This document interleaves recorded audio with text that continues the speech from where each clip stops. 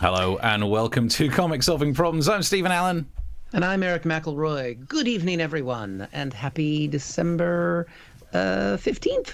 Happy December 15th. It's a happy day. 10 days till Christmas. It's very exciting. If you're into that sort of thing, welcome to Comics Solving Problems. We are two comedians who endeavor on this bi-weekly show to solve your problems. That's kind of our shizzle. So we're here to do that. Whilst we are doing that, you can send us your problems. You've got our Twitter handle things there. You could go to the YouTube channel, which is kind of our main place to chillax, hang out, chat with people, and watch us solve problems throughout the next 30 or so minutes. And if at any point you enjoy seeing two comics attempt and fail to solve problems over this little period of time, especially because we're both now in Tier 3. I've joined you in Tier 3, Steve. Yeah, ouch. I will as of midnight tonight, so I'm heading to the pub after this for one last round. If at some point you do enjoy us and you think, oh, I'd buy these guys a drink if they didn't live in Tier 3, you can send us a drink with the little Ko-fi link that's there, and it accepts all currencies. Did you know that, Steve? I still don't believe that you say it, so therefore, if anyone would like to donate any currencies they could think of to prove me wrong, because people love to prove people wrong, I just want to say, if you're out there in Canada with your funny money, feel free to chuck some of it in there wherever you are. I don't know why Canada came to mind, but they are the most ridiculous. And that's basically it. That's how it's going to work. We're going to put the problems up, and then we're going to solve them, but not really. Simple formula. Sounds good. All right. Yeah. So, Steve, you want to take us out? Yeah, I reckon I got a problem for you, and it is the problem that you alluded to about you being in Tier 3, about people being in Tier 3. It's all a bit of a mess. We can see this headline, pressure mounts on the UK government to revise its COVID-19 Christmas rules, because I think they might have absolutely screwed it. Things aren't going well. People are having to be thrown into Tier 3, tighter restrictions just in time for when they promised, oh, you could go and hug your relatives. Oh, they've messed this up badly. There was one of the ministers, Stephen Barclay, today said that Britons should do the minimum if they visit family over Christmas. And if by that he means don't help with the cooking, the dishes, and just sit there on the sofa eating Quality Street, yes, mate, I am way ahead of you. I have been COVID compliant for decades now. Years. So good at it. I'm like health and safety personified. So this is the mess that we're in. And then there was an announcement yesterday saying that there was going to be this tier, a rejig of the tier structure. As you say, it comes in from tonight, kind of technically tomorrow morning. And just to scare us into place, they talked about the new strain. Coronavirus, it's got a new strain spreading in the UK, has mutations. This new strain is new, improved, and more easily spreadable. It's like margarine. They've managed it spreads straight from the fridge. That is a fact that I've just made up.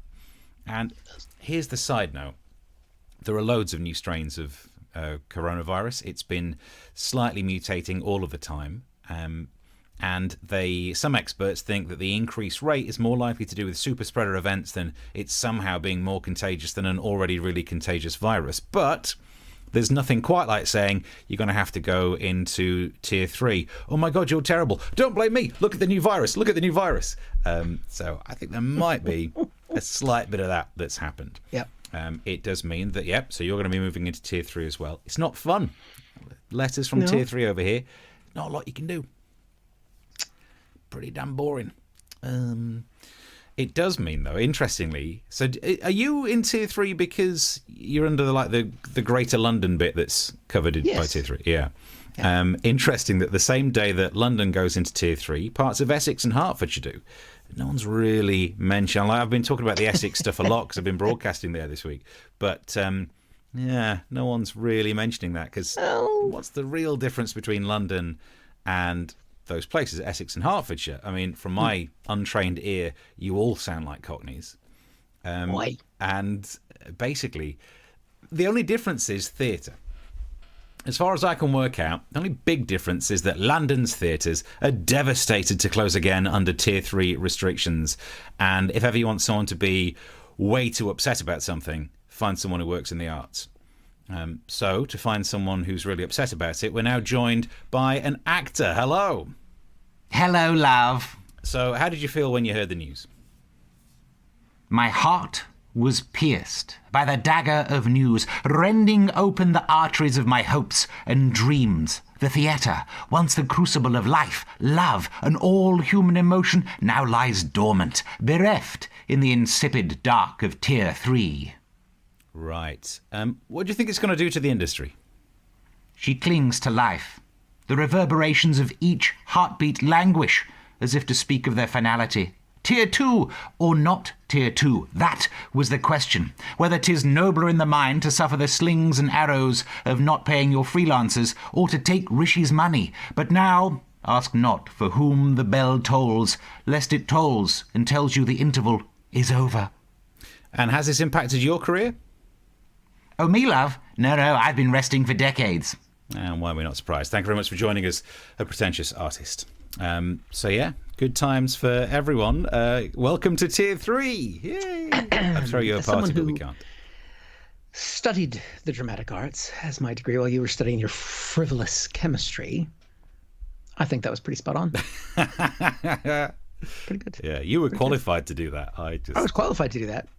You had to use all that. See, I would have been able to do it using myself and my own body as a temple. I wouldn't have had to use that CGI shit that you do. So I'm like old Star Wars. You're like the shit Star Wars. Okay. But still good. I'm but Daisy Ridley. Yeah. It was a little Jar Jar Bing. It was a little Jar Jar. I'll give you that. But you made your head smaller, which is kind of, I like you with that. You squished your head.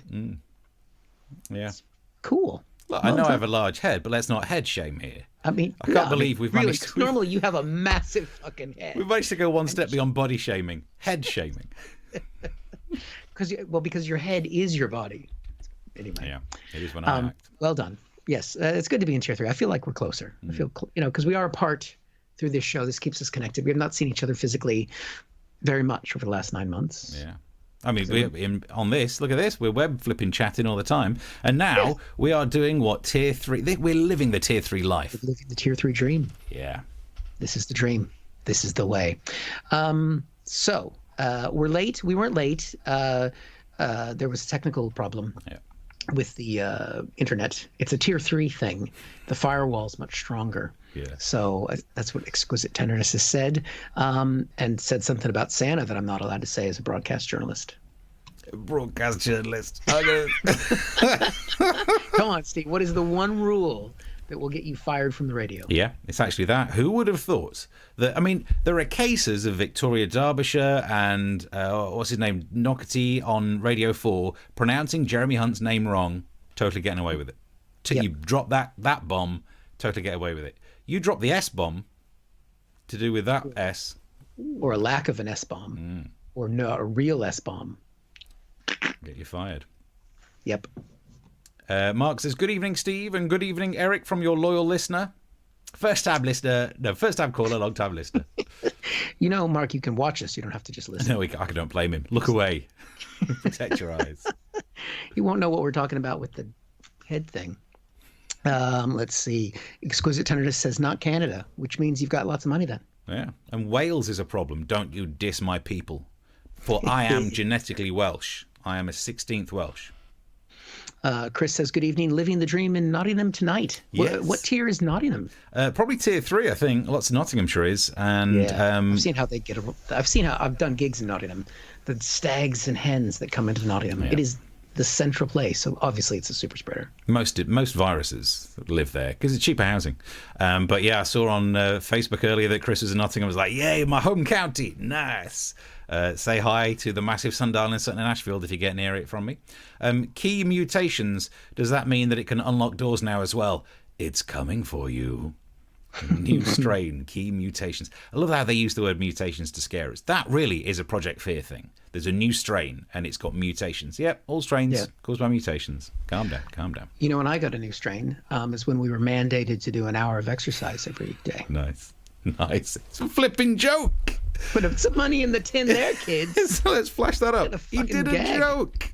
That doesn't happen every show. A pun. Proper pun. It works on Move over one Milton level. Jones. Move over Gary Delaney. There's a new queen in town. Hey. Don't know why I went so camp with that. Congratulations to Exquisite Tenderness. Their local town market is back today. So what? Is that allowed? I don't know. I tell you what, I walked through Romford Market recently. That opened up last week. God. Yeah. Is it just used car parts? Romford Market is right next to B&M Bargains and Home Stores. So Home Bargains. Of course. Tell the difference? Yeah, I don't think there is a difference, but I don't mind. I'll go in either. There we go. Mark says the difference between London and Essex is that Essex girls don't close the car door before sex. God. I really feel like I'm slightly worried we might teeter on the edge of Essex girl jokes, because if we were web streaming in the 90s, we'd get away with that. We can't afford to get cancelled. We have no work. I wouldn't want to do Essex girl jokes because they're too easy. Oh God. 2 jokes. Oh God. Two jokes.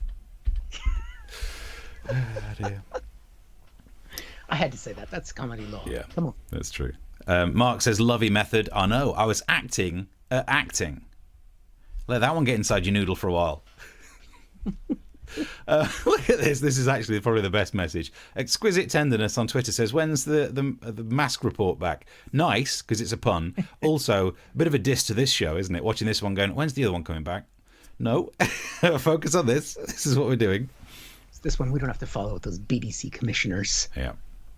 Oh, we would, if they were interested. Please, God, take us away from this. No. This will never end. Yeah. Oh, this is permanent. Yeah, this is now our thing. Mark says Nottingham is also great for real ales. Yes, just a shame you can't go in pubs. What a terrible time to visit a place that's well known for its alcohol. Nottingham city centre itself is known for its lace, so you could still have a fun evening in. Just saying. Oh. Different kind of fun. Yeah. Right, keep the messages coming through. The Twitter things are on screen. You can see the message if you'd like to chuck a couple of quid in our pot. It would be very much appreciated. But as the time ticks on, it's time to get another problem solved by Mr. Erich McElroy. Yep. And I have to get myself ready for this one. How good does it feel, Steve? This is a problem I haven't felt for a while. I would imagine many of us haven't felt for a while. How does it feel to be winning so much? Because that's been Donald Trump's whole thing over the last 4 years, is that you're going to have me around, you're going to get sick of winning. Well, I have to say, Donald, after election night finally coming around and watching the popular vote creep up more and more, you're right, I'm not tired of winning. I'm not tired of winning at all. And then yesterday we got this beautiful headline: the Electoral College confirms Biden's win. Am I happy, Steve? Am I happy? Are you happy? Yes, I am happy, Steve. Look at me. Look how happy I am. Look at this. Woo! Woo! He's got props.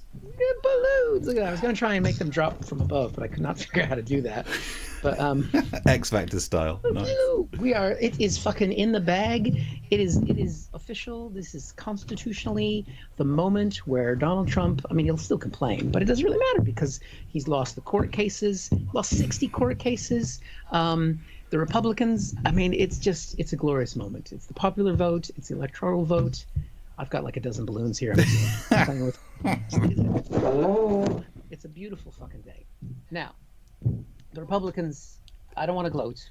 But you are doing. The Republicans are a little upset about this. They're starting to do some look at how did this happen? Lindsey Graham, who's a big defender of the president, he had this to say on Fox News. There's 2 threats to conservatism: mass mail-in voting unverified, and social media companies unregulated, unable to be sued when they take down the content of conservatives. Social media companies and mail-in voting will destroy conservatism if we don't push back.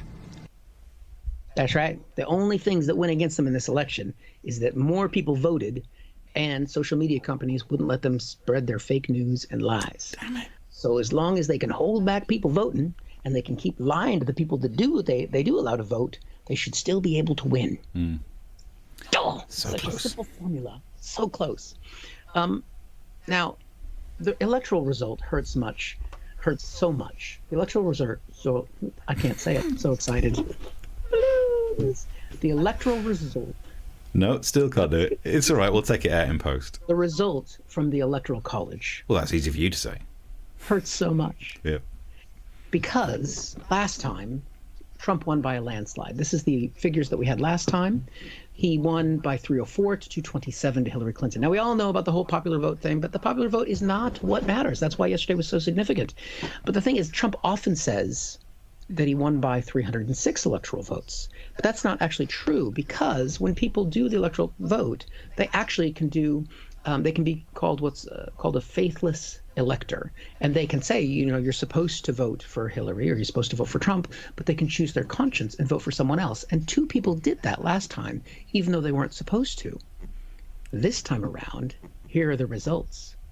306 to 232. Because there weren't any faithless electors, Biden actually got the real number of electoral votes that Trump has been claiming all this time. So he lost the popular vote again, and then the golden 306 that Trump's been bragging about over the last 4 years, he didn't even achieve that. It just hurts. So much hurt. Now, what's great is because this is such an official day yesterday, it's just much harder for people to deny the reality of President-elect Biden. Fox News, this happened. Weeks. Geraldo. We have litigated this for 6 weeks. Twice We the have more Supreme Court of the questions United than ever States before, have rejected Geraldo. it. 9-0, including all 3 Trump That's not associate correct. justices. But Geraldo, I You think the have to question stop is, this. Geraldo, When Geraldo Rivera is the voice of reason saying stop this, they are tearing each other apart.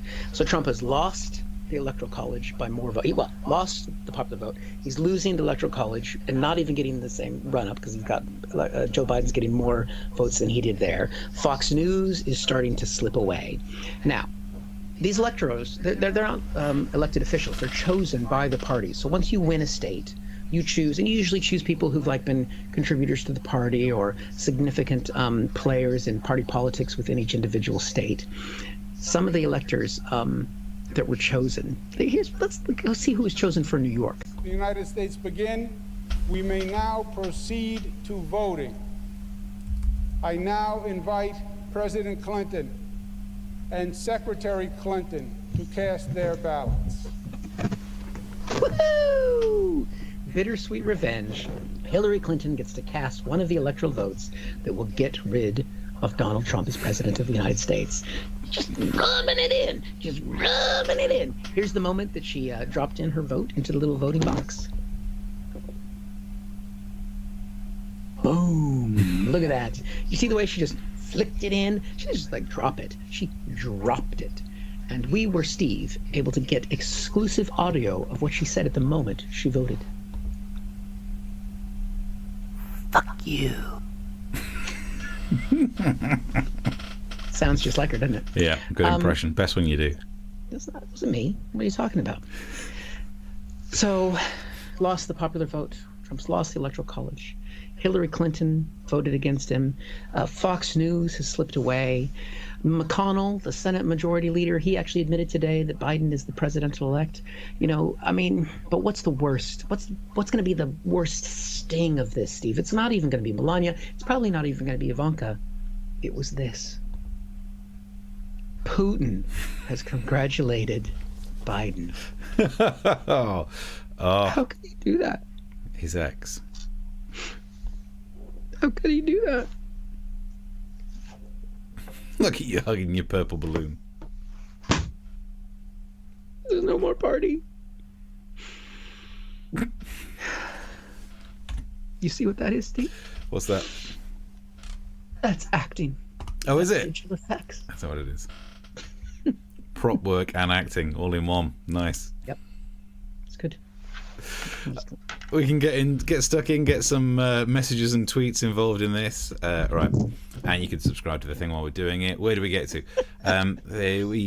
Ginger hair is a mutation, says Exquisite Tenderness. Surely everything's a mutation. Without being harsh about this, we're not still the amoeba that walks out of the sea, or everything is a mutation since the start of evolution. What, are you saying we're now going to have to stand up for COVID rights then? Yeah, I'm a ginger advocate. Hey, look, with this beard, I'm a ginger advocate. Look at that. Look at that beauty. Identifies COVID. Let's have a look. I'll take your word for it. I'm a non-drinkist. They do a nice lemonade in Aldi, though. You've been into an Aldi in Nottinghamshire. That is like top-end shopping where I'm from. Yep, that's a bit rough, to be honest. I don't understand that question. Why is Gemma Collins always hungry? It's an Essex girl thing. So. Right. Okay. Yeah. Never mind. I think the next one's also probably on that same topic. Okay, we'll move on to Mark's comment then. 15p a gallon. For your lemonade? Okay, so you're not buying the bargain basement one. Good price. You like my balloons? Thank you very much. Yeah. Nas balloons. When Fox News are announcing Biden's win without moaning, you know Trump is orange toast.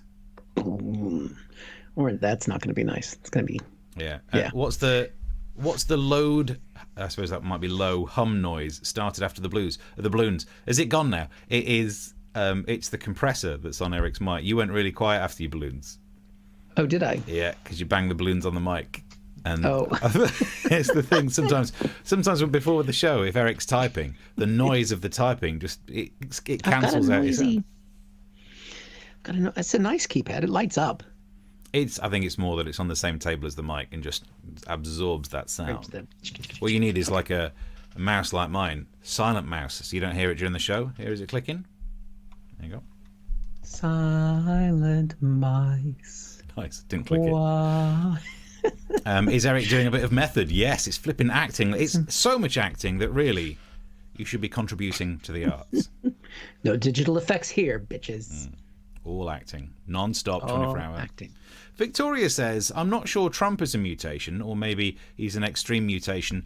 Yeah, I mean, the orangeness, I suppose, could be derived from some sort of pigment issue. I would say he's an abomination. Hey, nice. Keep the messages coming through. We've got them all over the shop here. We've got some tweets to have a look at and all that business. But before we get in there, which ones do I need to turn off? There we are. Ready for another problem? Bring it. Bring it. This is an update to a problem you did last week. You can go back and watch the show from last Thursday. We talked about Kay Burley getting in trouble. Sky News reader had to take some time off from Sky News because she went out and had a 60th birthday party. Go and see the clips and all the rest of it. It's all on our YouTube page. Ta-ting. Got an update for you. She's still in the news. Kay Burley is apparently on the hunt to try and work out who leaked the story. That was the thing. It was someone she worked with that leaked the story to the press about her going off and going to two restaurants and a house party because of her 60th. And I wrote a little thing about this for The Independent. Here's some self-plugging. I wrote one of those little indie voices pieces saying that celebrity rule breaking, it's not new, but hosting lockdown parties is different to throwing a TV out of a window. Look, it's got my little name down the bottom. That's nice, isn't it? Little, yeah. Mention Scotch eggs as well. That's nice.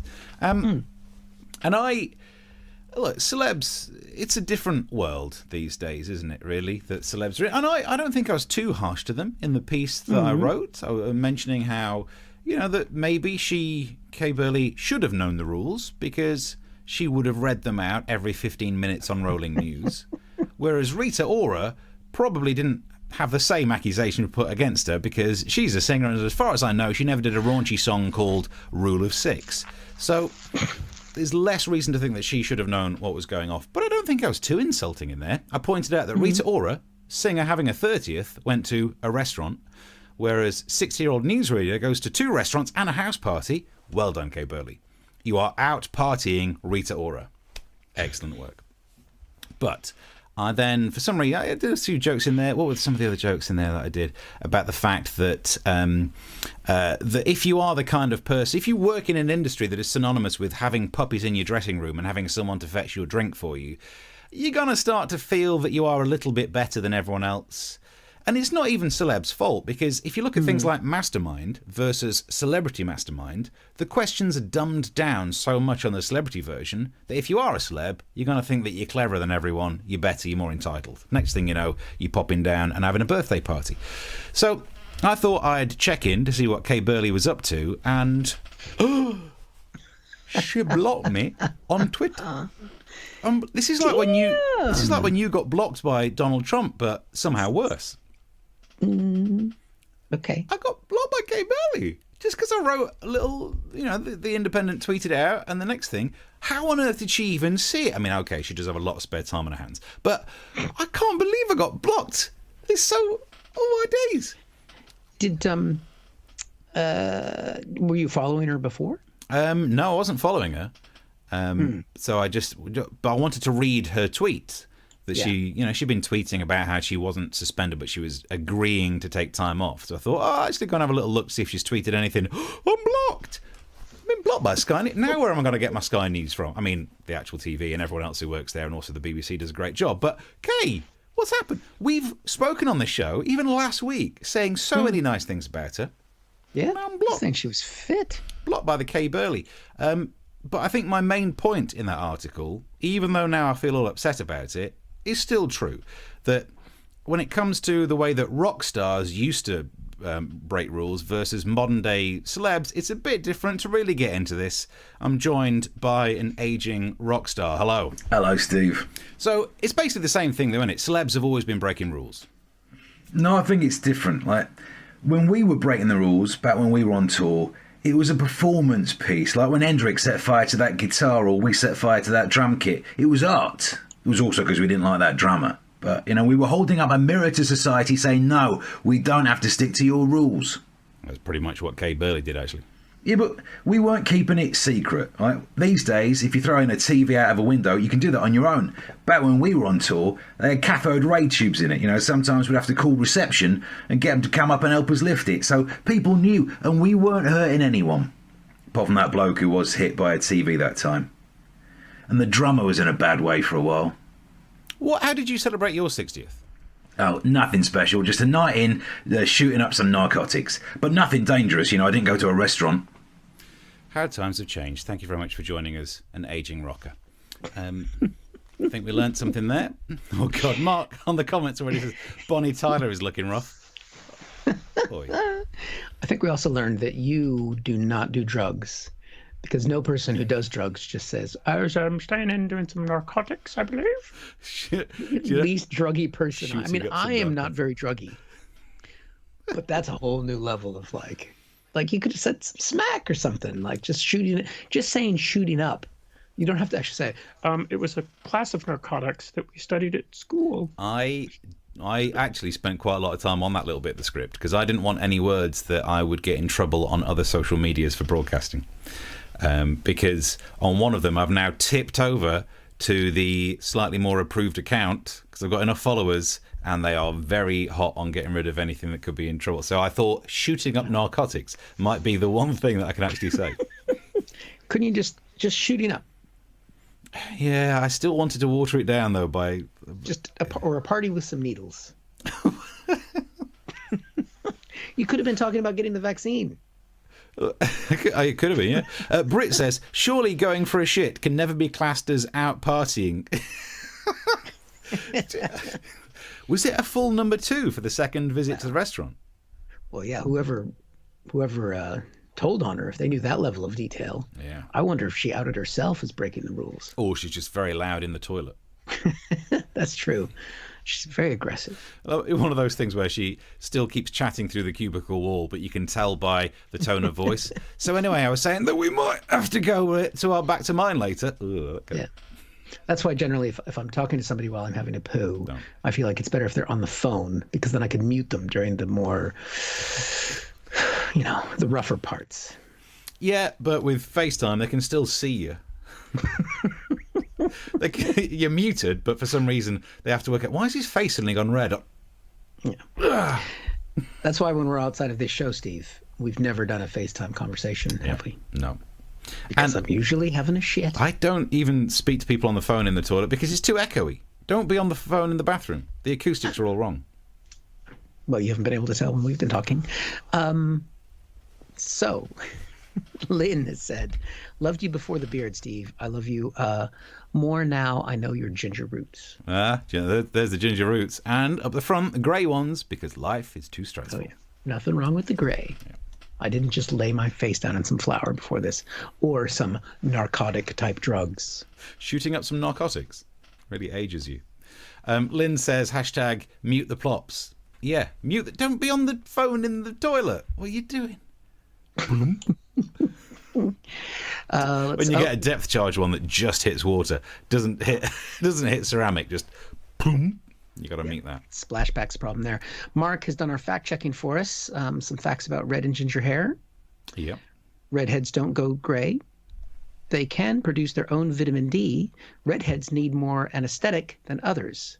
They're traditionally funny. Can produce their own vitamin D. Hang on, we can all produce our own vitamin D. Yeah. Don't question Mark the fact checker. Just saying, all humans can produce vitamin D, but gingers would produce more of it, and every other animal other than humans and the apes don't need to eat vitamin C. They can produce their own, and yet that's why we have to eat vitamin C. Us and the chimps love an orange. Fact. Orange, ginger. Right, do we need to do more comments? Yeah, with FaceTime, done 2 stories so far. It all depends on the face being shown, surely. Oh, God. There's some cheeks involved there. That's true, yeah. And where else did we go up to? Kay should have shit in the street. Oh, did a Paula Radcliffe. Now, that wouldn't have ended her career. Good point. Yep, there we go. Right, I feel like we gotta do another story because it's already half past. Let me just remember what the story is. Yes. That could help. Steve. Yep. Whatever happened to Baby Jane? I feel like this is not surprise. This is no time to do a child support agency surprise on me. What? Now, I don't mean the 1962 American psychological thriller film produced and directed by Robert Aldrich and starring Bette Davis and Joan Collins. What I mean is not somebody necessarily named Baby Jane. What I mean is this person. See if you remember this voice. Thank you so much. Do you know who that is? Terrifying. Is it Nightmare on Elm Street? Is this what we're doing? It's Sarah Palin herself. She's come out of Alaska and she's back and she wants revenge. Yep, she's been campaigning in Georgia for the 2 remaining Senate races that are going on there. You know, she's been out of the public spotlight for a while. She's not a governor anymore. She's up there in Alaska. Maybe she's had some time to grow as a person and change and develop as a political persona, a political voice. She's still a youngish woman in politics. Let's see how she sounds.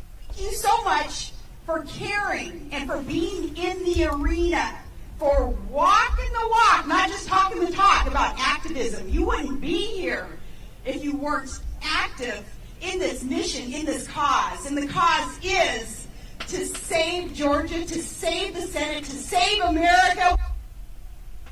She has not changed one bit. That is a fucking mixed bag of metaphors, and it's like being in the arena. It's like walking the dog. It's like scraping the barrel, which is what it is when you bring Sarah Palin back out. It's just word salad. It's an incredible thing to watch. She's got to bring some God into it, of course, which she does here. And we all ask God to heal our land. We ask him that anyway, even anticipating a victory. But asking God to heal our land. If you ever met anyone that starts sentences without knowing where the sentence is going to go, it is Sarah Palin. She's just like, we're going to ask God to heal our land. And why is he going to do that? I don't really know. I just know that there's the land and we want to heal. All right, Sarah, I want to give you the benefit of the doubt. Why do you want to heal the land? Asking God to heal our land, meaning not just geographically and geology-wise, but people-wise, heart-wise. Not geographically or geologically or even geometrically. Then she just starts saying words of things that she can see, people-wise and heart-wise. I'm thinking, where have I heard this sort of visual word representation before? And then I remembered. Person, woman, man, camera, TV. All I'm saying is Sarah Palin and Donald Trump never in the same place at the same time. Good. Because of COVID. One of them's putting on a suit. Yeah. And I'm going to guess it's her because he would not fit into that costume. Now, Sarah does have some key values of things that she cares about, and she did manage to get one thought out of something that is of value to her. Andy, that God's greatest gift is the gift of life, and his most precious creation needs to be protected, not snuffed out. Now, she's talking there about abortion because she's pro-life, so she's, I don't agree with her politically, but I understand, abortion's a very difficult subject, and, she believes that the sanctity of life, trumps other things, and, that's a key value of what she's saying she supports, and the candidates who are running in the Georgia election, she claims they support as well, and so she's laid that out there, and fair enough, whatever, so she's got that. So, and what do you think follows immediately after the importance of protecting the life of an unborn child? Especially representing Georgia, who understand the sanctity of life, who understand the need to protect our Second Amendment. That's right, Steve. That's right. You need to protect the sanctity of life, and then you must immediately protect the Second Amendment, which is the right to bear arms, because we want these kids to be born, but we don't know what kind of twats they're going to be, so we might need the guns to shoot them. Good. Makes sense. Yeah. That's the American way, Steve. It makes so much Live sense. and let die. Because if you don't have more people, who are you going to be shooting at? Who are you going to shoot? Yeah. Cans off a fence, that gets dull. Yeah. So, but, the problem is if you let all these people, probably going to be poor people, they start having all these babies. Too many babies need the guns to be able to have a cull once they're adults. You're such a civilized nation. I like it. That's why it's best. Woo! Done. It's a party time here on episode 33 or whatever it is. Yep. Yep. Electoral College, Steve. He's got the beer on the go as well. What do people say? Anything in the comments? Don't forget, and also the subscribe. If you're enjoying, you can subscribe to the show. Don't forget to tell people about the show as well. You can be sharing it. There's another problem to solve after this, and of course, no, that's the last one. By the way.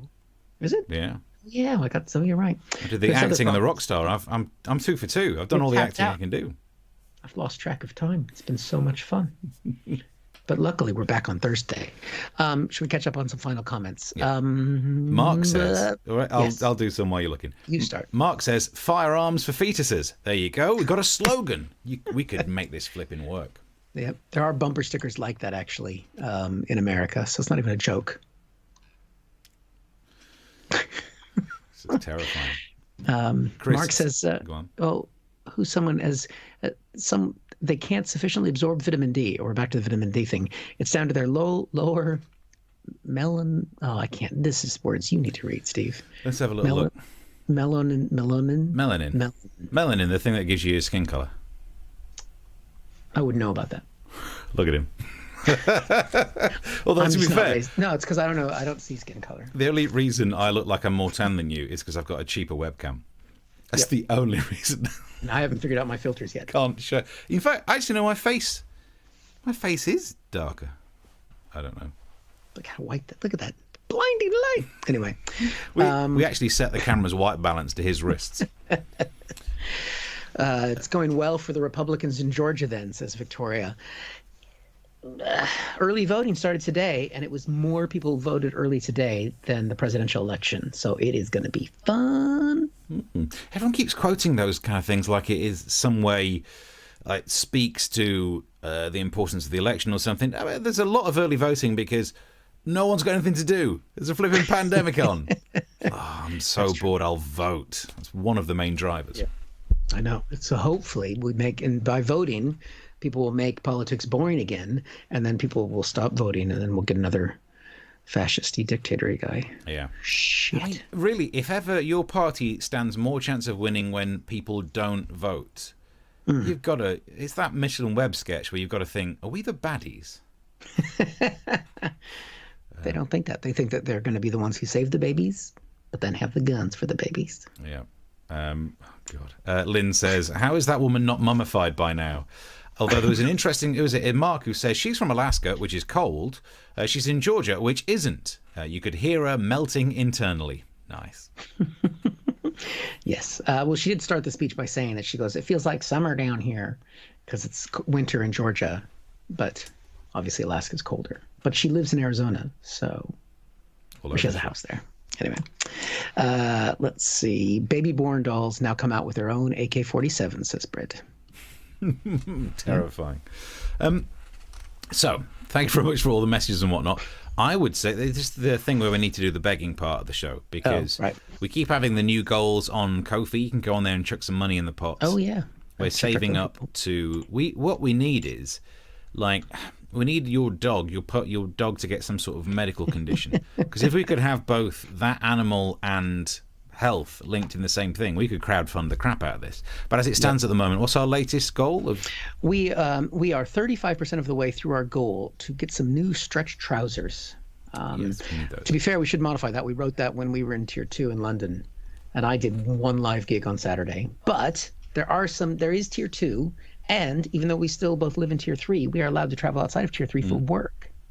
Yeah. It's too late for the stretch trousers for me because I've got a gig tomorrow night.